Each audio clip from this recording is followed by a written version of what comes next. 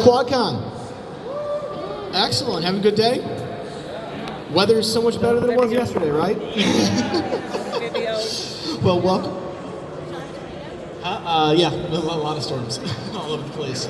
So, our guest today is voice actor, scriptwriter, and ADR director Leah Clark. Please help me welcome Leah. How's it going? Okay, so I got just a couple warm-up questions here, and then we'll turn it over to the audience. So tell us your origin story, how you got into the business. My origin story, I love that. It's very, like a theme, my origin story. Well, I was born in North Carolina on a cold, wintry night.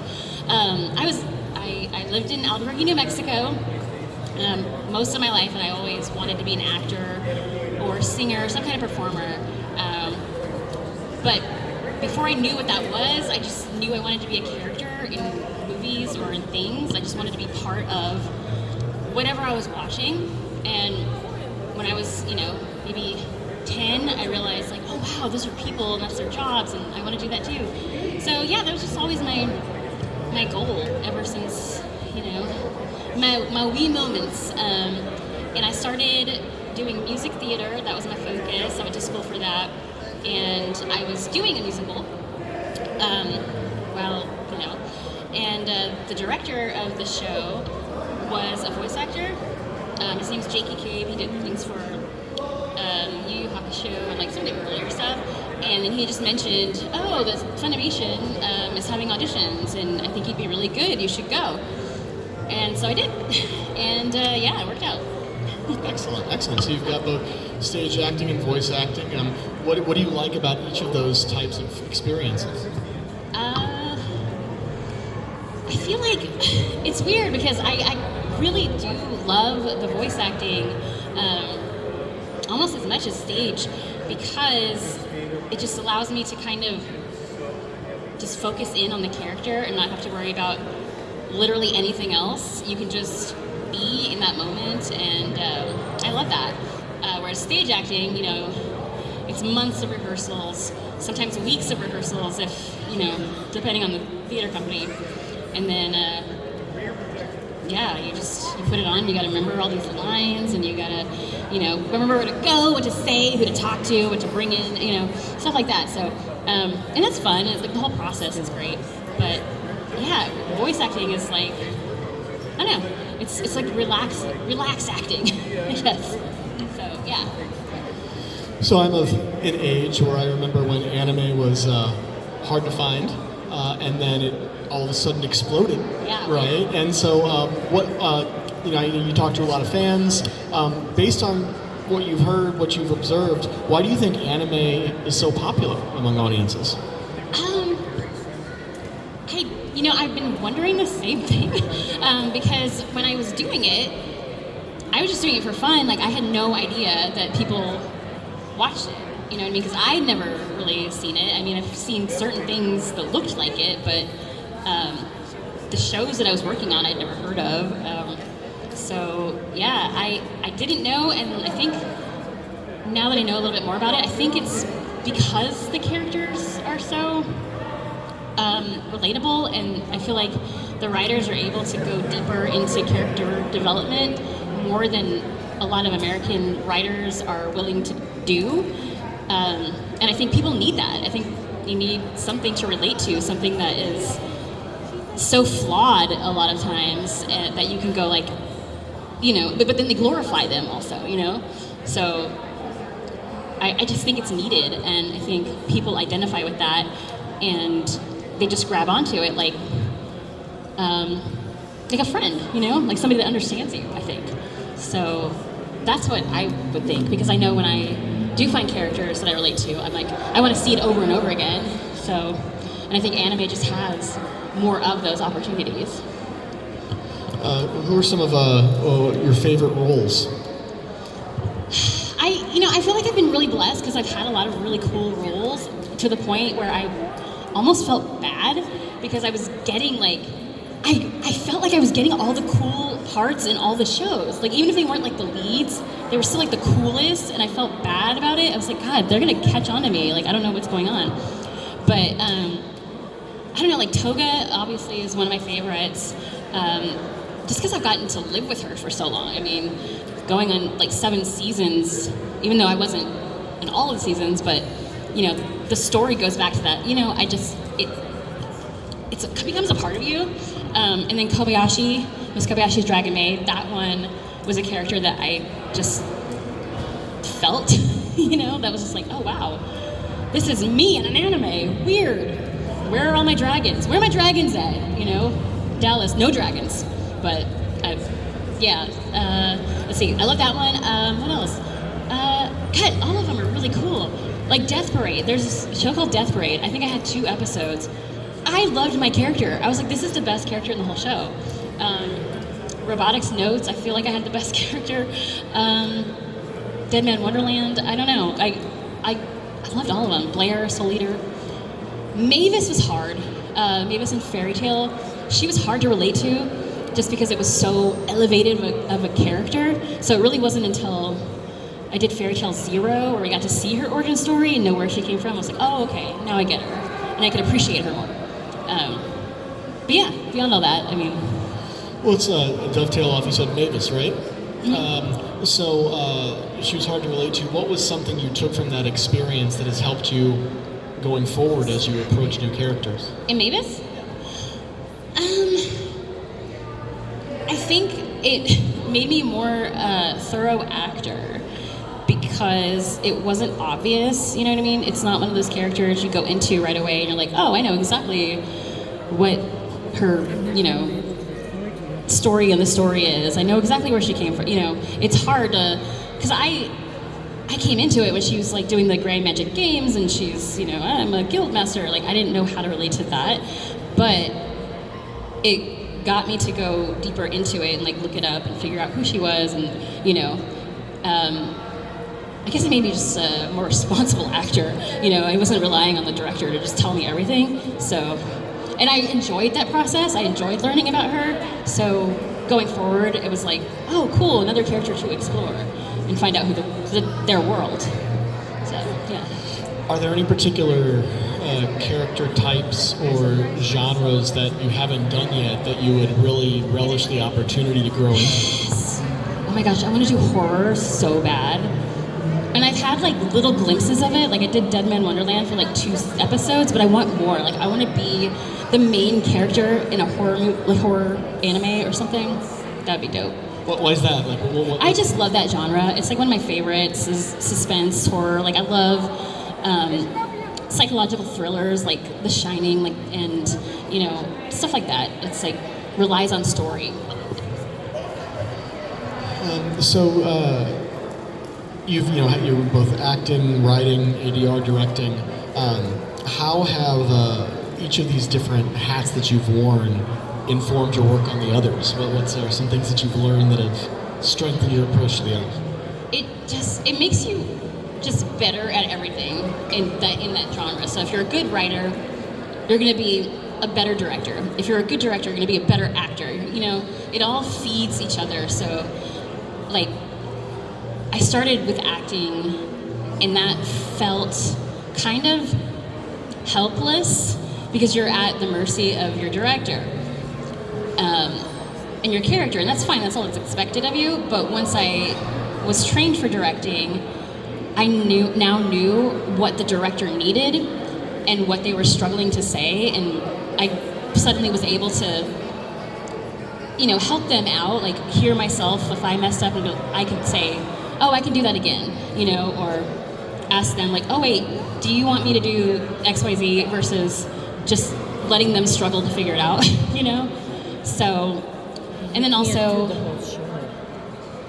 just kind of knowing that it was safe to take risks in acting because it's helpful, because they tell us that all the time in acting class, like, take risks, do the big thing, let them pull you back, but it still makes you really feel self-conscious, like if you're doing something so out of the box, you know, you don't want them to look at you like, okay, why did we hire you? But that's not true. Like, it's really exciting when an actor comes in and brings something so, you know, that you didn't think of, because it can inspire other things, you know, and as a director, I was always very grateful for that, because I was like, oh wow, yes, I didn't even think of that.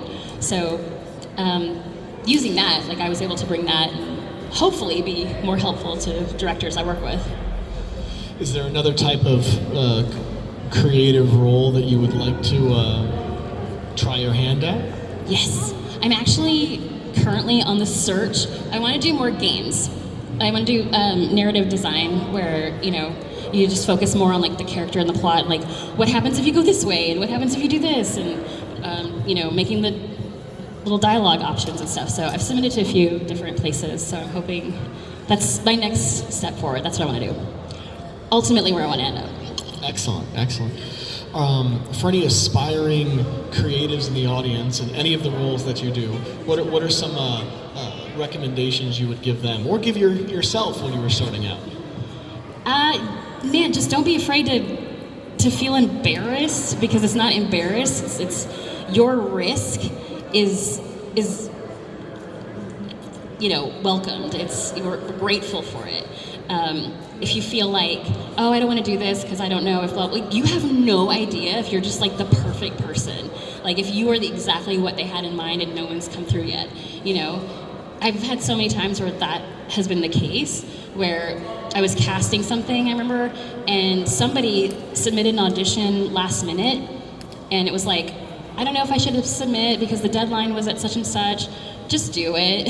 because at that point, I felt like I was settling for something, and that person had put it in there, and I was like, oh wow, that's it. You now have a lead in the role. So you just never know. And take risks, be different, because a lot of times actors have the same ideas, and it's nice when somebody has something fresh. You're just a little bit more memorable. It keeps you from blending in, I guess.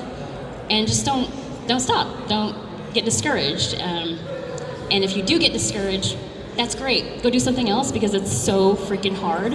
And the only thing that's going to keep you going is loving it so much that you can't do anything else. So that was advice that my drama teacher gave me in high school. Was like, if you can do anything else, if you can see yourself doing anything else, go do that, because this is so hard. It's like rejection filled. I mean, even as writers, as directors, there's so many people that want to do it, and the odds are, if you keep going, you're gonna get it. But you just have to keep going and push through all the rejection, push through all the, oh, this person's better than me. Eventually it's gonna work out, but yeah, you gotta love it. Otherwise, it'll eat you up. What was maybe a particular lesson that you learned from one of your more senior peers that really kind of inspired you? I learned a lot from both Lucy Christian and Colleen Klingenbeard. Lucy was just so positive with everything, and it was like you just always wanted to work with her, because she was just a good person, and she just lights up the room, makes your day better just being there. So for me, like when I was directing, I was just like, oh, what can I put Lucy in? You know what I mean? Just because, and she's also good. She's just talented. So yeah, just be you and be the best you that you can be, because a lot of times that's what's the most memorable, and that's what keeps people wanting more. Because even if you're not right for this job or this job, it's like, oh, well, we're gonna look for something for you because we just like you. So yeah. Cool. At this point, I want to give the audience an opportunity to ask questions. So if you have one, if you want to come right up here to the center for the mic, so that we don't walk in front of the speakers with the mic. Woohoo! So you were talking horror. Are you talking like Overlord type horror or another type horror? If you're familiar with that. I think more like psychological thriller. So more like Another and stuff like that, if you're familiar with that one? Which what? Another? No, what is that? Tell me, I must know. So basically there's this class that has a set number of people, including the teacher, but sometimes there's this outlier, this extra person, and it turns out this extra person is already dead. So you have to find out who this other person is while other people in the class are just dying horrifically around you, and it gets pretty insane. Yeah, I love it. Anything like that. I just love dark stories. Anyone else want to know stuff? Should I do it? Coves! Hello. What was it like working on Kobayashi Dragon Maid? Kobayashi's Dragon Maid was amazing. It was definitely like one of my favorite experiences. I fell madly in love with all of the characters, and the way that it was written was so brilliant because they didn't try to force too much with her character, especially like the relationship with her and Toru. They didn't try to they just let it naturally happen, and I loved the way that it progressed, and it was just it was easy to just slip into for me, so I loved it. I'll go after he does. Okay, I don't know if this was asked because I came in a little late, but Ask it again. yeah, might as well. Is there a role that you have done previously that you would like to redo or would do differently? Oh, cool. Redo or do differently, so many. Specifically, this is so weird, but I did Claymore, and so did every female actress at Funimation at the time. I had never done at the time like a hardcore character or like a warrior or anything like that. I was constantly playing like, schoolgirls or, little boys or, something like that. So I feel like I just didn't like the performance. I didn't feel like it was honest. I felt like it was forced. I feel like now I could do a better job. So I would like to go back and do that if possible. Thank you.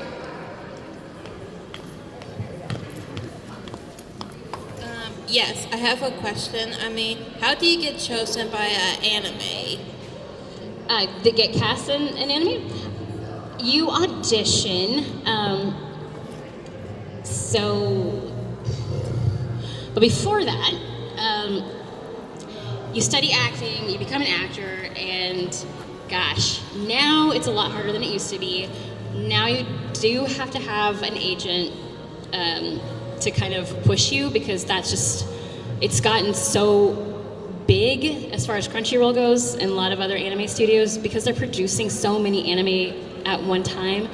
They don't have the ability to have open calls anymore. They have to cast 10 different anime at the same time. So the easiest way to do that is just to call a talent agency and be like, hey, we're looking for this, this, and this. And then you audition through your agent, they submit it, and then your director chooses it.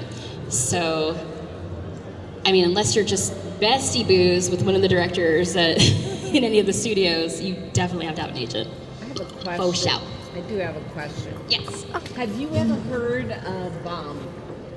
of Backstage to get a Yeah. position for voice acting? Like the listing for auditions and stuff backstage? Because this one gets emails for Backstage. Yeah. Is it real? It's real. Yeah, it is. And it's definitely going to go to the right place. I still recommend getting an agent instead of doing backstage. Not that backstage is pointless. It's definitely not. Who knows? Like I said, you could be the right person and oh wow, they found you through backstage. However, I know from being a producer, the one that comes in faster, if they find that person in this batch, they're just going to do it and go because you just have to get it done. So you want to be in that first batch, and that first batch is coming from agencies. If we don't get it from the agencies, we're going to go to the backstage. We're going to go to recommendations.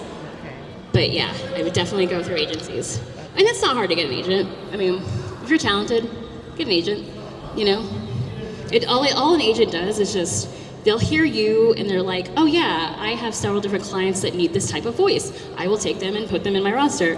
And then they just give you auditions. That's all they do. It's not, it's not intimidating to get an agent. If you're talented, if you've got a demo, if you're ready to do it, you can get an agent. Faux shout. Apologies if this has already been asked, but do you have a favorite role that you have worked on or impactful role? Impactful. That one's new. I think it's still Kobayashi is probably the most impactful one for me, just because it was so relatable, and it was definitely one of those ones I was sad and dreading our last episode, and those characters resonate with me whenever I see them, whenever I see people cosplaying them, or any merch or that has the dragons, and I'm just like, oh, my friends, I feel really attached to that one. So I would say Kobayashi for sure. What year did you start voice acting? What year? I think it was 2004. Oh. It's either 3 or 4.